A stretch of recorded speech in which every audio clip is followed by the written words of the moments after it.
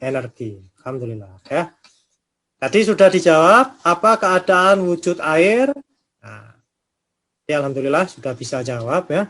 Nah, kebanyakan orang itu ketika ditanya apa keadaan wujud air itu jawabnya wujud air itu berbentuk cair ya, berbentuk cair. Sebenarnya itu benar ketika pertanyaannya apa keadaan air dalam suhu kamar ya, suhu kamar atau suhu netral 25 derajat Celcius ya, itu bentuknya memang cair. Nah, tapi air itu bisa dalam bentuk padat, cair dan gas. Nah, seperti halnya di daerah kutub ini ya, di daerah kutub itu air bisa dalam bentuk padat, cair dan gas. Pertanyaannya kenapa keadaan air di daerah kutub itu seperti itu? Silakan dijawab. Keadaan air di daerah kutub kok bisa dalam wujud padat, cair dan gas? Titik apa? Titik triple ya. Nah, berada pada titik triple. Apa itu titik triple? Nah, coba nanti kita bahas juga ya. Oke, kita bahas wujud zat atau keadaan materi.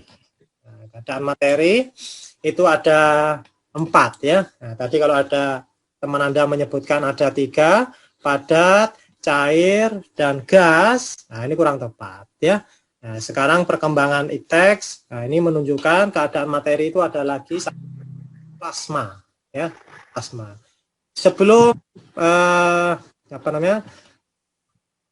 jauh hari ketika zaman Yunani kuno ya, Yunani kuno itu disebutkan bahwasanya keadaan unsur atau semua materi itu tersusun dari 4 elemen ya. Nah, seperti avatar ini ya, 4 elemen.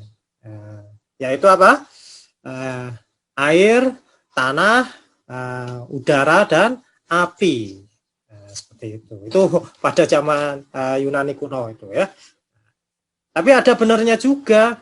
Ada benarnya juga ketika itu dihubungkan dengan keadaan materi ya. Nah, misalkan tadi udara, oh itu berarti gas. Air itu cairan ya. Tanah itu padatan. Misalkan demikian.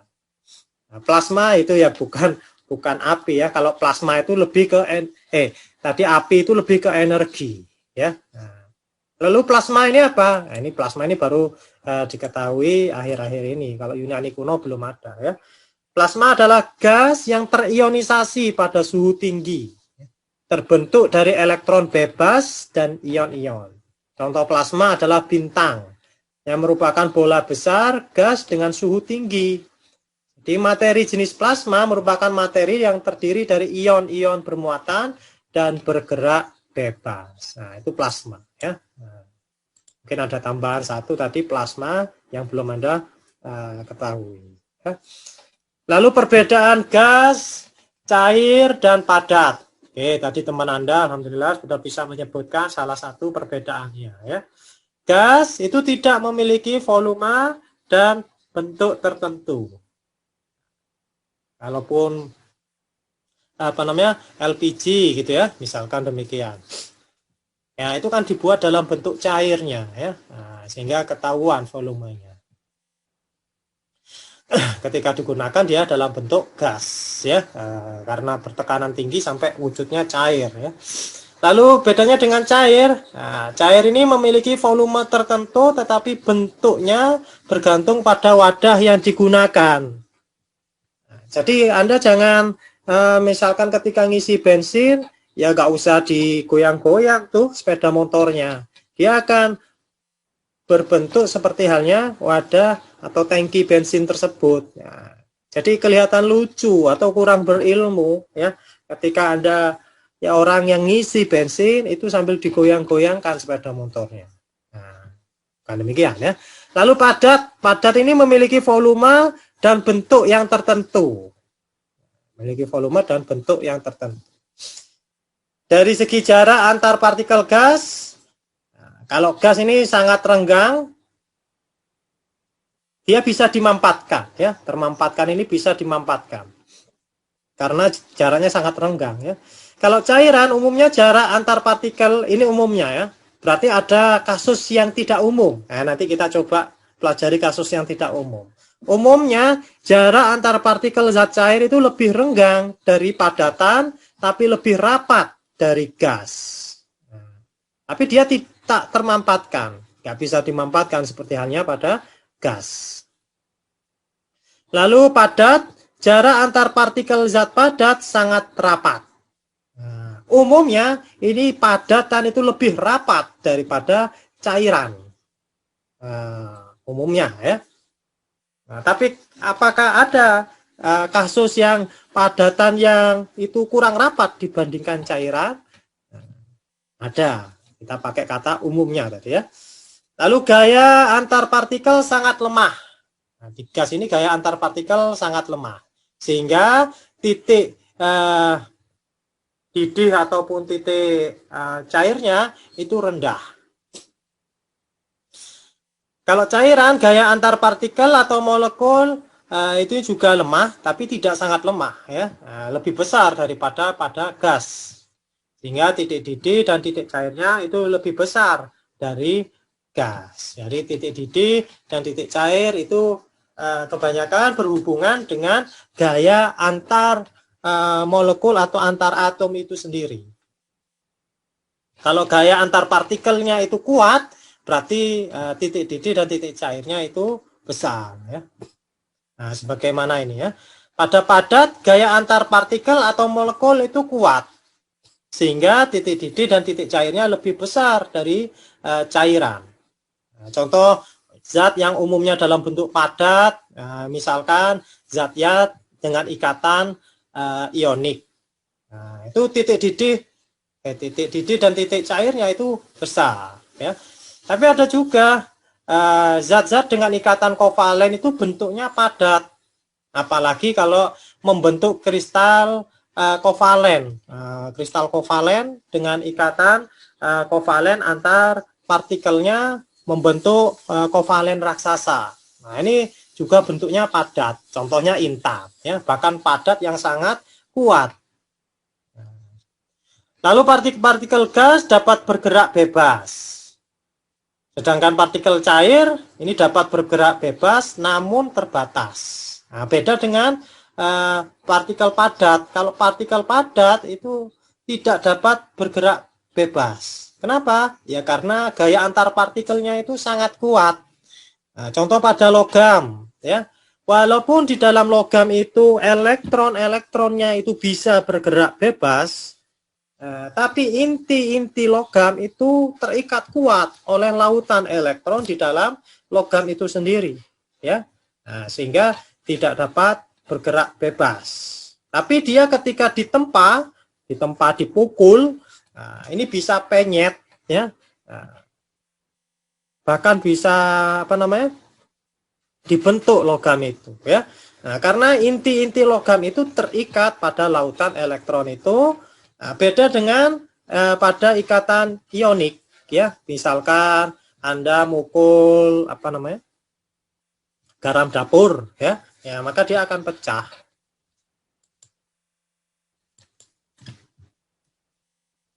Oke, tadi apa wujud air sudah dijawab, bisa padat, cair, padat, cair ataupun gas ya. Kenapa air pada keadaan normal berwujud cair? Oke, silakan dijawab. Kenapa air pada keadaan normal berwujud cair? Lalu pertanyaan berikutnya, lebih rapat mana? Es ya, air padat dibandingkan dengan air dalam bentuk cair. Oke, silakan dipikirkan dulu.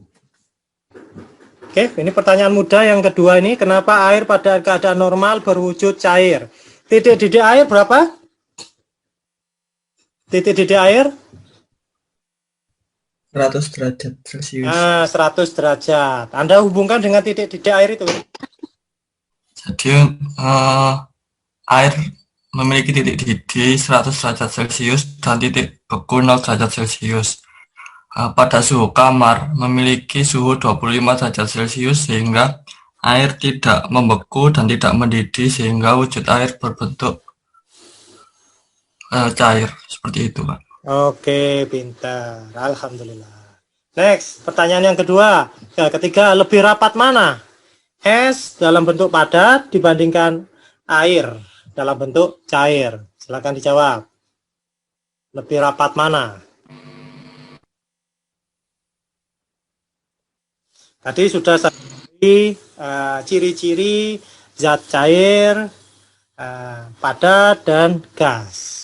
Ini lebih rapat mana? Es dibandingkan dengan air dalam bentuk cair. Oke, silakan.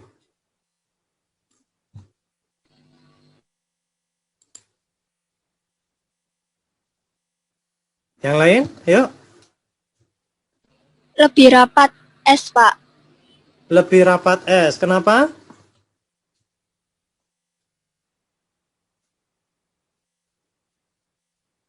Kenapa lebih rapat es? Nah, tentu ketika Anda jawab pasti ada alasannya ya. Tidak muncul dari perasaan ya. Oh, perasaan saya lebih rapat es. Nah, kita cari kebenarannya ya. Kebenaran itu berdasarkan fakta ya. Fakta atau kebenaran rasional ya. Jadi ada kebenaran empiris berdasarkan fakta, ada kebenaran rasional ya berdasarkan logika. Oke, silakan Anda jawab. Nah, terserah pakai kebenaran logika atau kebenaran rasional. Yuk.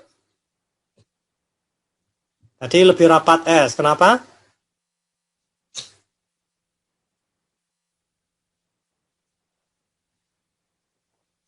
Satu, dua, tiga. Nah, belum ada yang jawab.